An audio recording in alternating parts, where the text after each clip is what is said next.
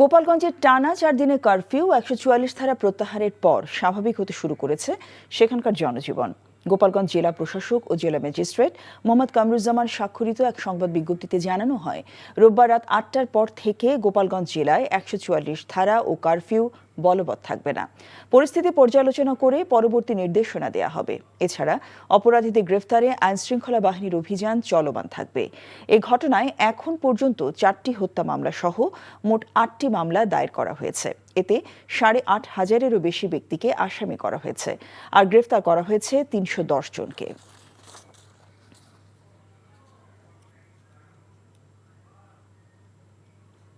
Bundle থাকলে প্রতি সেনমানিতে টাকা বাঁচবে।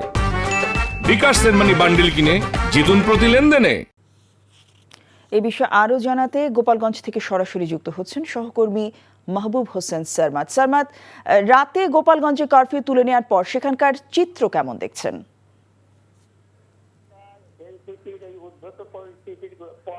চার দিন পর জেলা প্রশাসন 144 ধারা এবং কারফিউ প্রত্যাহারের পর গোপালগঞ্জে স্বাভাবিক হতে শুরু করেছে।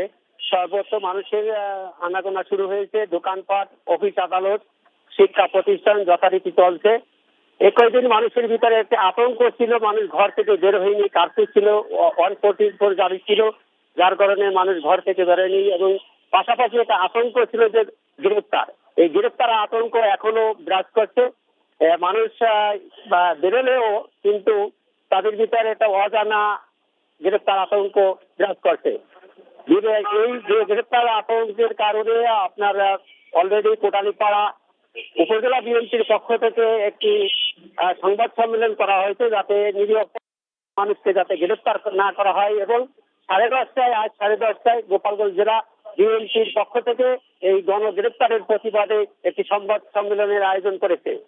আর সার্বিক পরিস্থিতি এই পর্যন্ত মোট 8টি মামলা দায়ের হয়েছে, 4টি হত্যা সহ 8টি মামলায় আসামি করা হয়েছে 8,408 জনকে এবং গ্রেপ্তার করা হয়েছে এই পর্যন্ত 301 জনকে। গোপালগঞ্জে সার্বিক পরিস্থিতি এখন স্বাভাবিক দিকে যাচ্ছে। দোকানপাটের ব্যবসায়ীরা বলছে যে আমরা টানা 4 দিন দোকানপাট খুলতে পারিনি, এখন তারা খুলছে এবং তাদের একটু আবার জনগণ একটু কম আসছে আতঙ্কের কারণে, গ্রেপ্তার আতঙ্কের কারণে।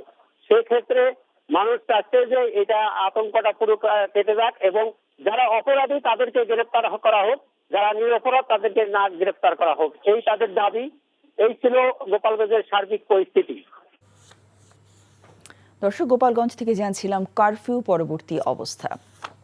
বান্ডেল থাকলে প্রতি সেনমানিতে টাকা বাঁচবে। বিকাশ সেনমানি বান্ডেল কিনে জিতুন প্রতি লেনদেনে।